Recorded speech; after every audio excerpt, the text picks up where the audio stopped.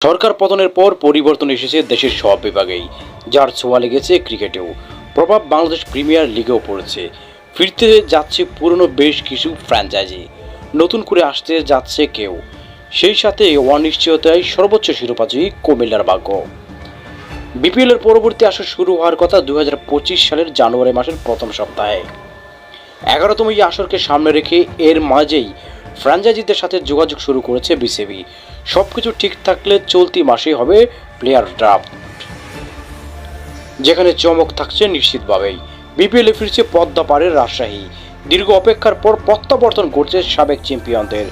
4 বছর পর ফের শিরোপা পুনরুদ্ধারে নামবে দলটা। যদিও আনুষ্ঠানিক ঘোষণা আসেনি, তবে বিপিএলে রাজশাহীর ফেরাটা অনেকটাই নিশ্চিত চট্টগ্রাম কিংসের ফেরাও। বিপিএল এর প্রথম 2 আসরে বন্দর নগরীর প্রতিনিধিত্ব করা দলটা ফের ফিরতে যাচ্ছে এবারের বিপিএলে। এই নামেই 2013 আসরের ফাইনাল খেলেছিল চট্টগ্রাম, যদিও এরপর আখতার গ্রুপের কাছে ফ্র্যাঞ্চাইজি হারায় তারা। এদিকে ঢাকা আসতে যাচ্ছে নতুন মোড়কে। রাজধানীর দলটা বারবার মালিক পরিবর্তন করে এখন এসে উঠেছে শাকিব খানের হাতে। ঢাকায় সিনেমার এই নায়ক ঢাকাকে রাখতে চান হাতের মুঠোয়। বেশ অনেক দিন যাবতই বিপিএলে এমন খবর আছে আলোচনায়। সাকিবের প্রতিষ্ঠিত রিমার্ক হার্লেন গ্রুপ ঢাকার প্রতিনিধিত্ব করবে, তা অনেকটাই নিশ্চিত। তবে রাজধানীবাসীর দলটার নাম কি হবে তা নিয়ে আনুষ্ঠানিকভাবে ঘোষণা হয়নি। গুঞ্জন আছে ঢাকার নবাব নামে দেখা যেতে পারে তাদের।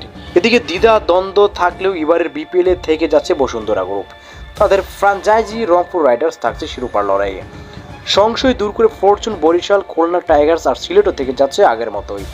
তবে এবারের বিপিএল এর বড় ধাক্কা হতে পারে কুমিল্লা ভিক্টোরিয়ান্সের না থাকা। 4 বারের শিরোপা জয়ীদের এবার না দেখার সম্ভাবনাই প্রবল। সাবেক অর্থমন্ত্রী আহম মুস্তফা কামালের মেয়ে নাফিসে কামাল ছিলেন যার দায়িত্বে। তবে সরকার পতনের পর তিনি আড়াল হলে কুমিল্লার ভাগ্য পড়ে গেল অনিশ্চয়তায়।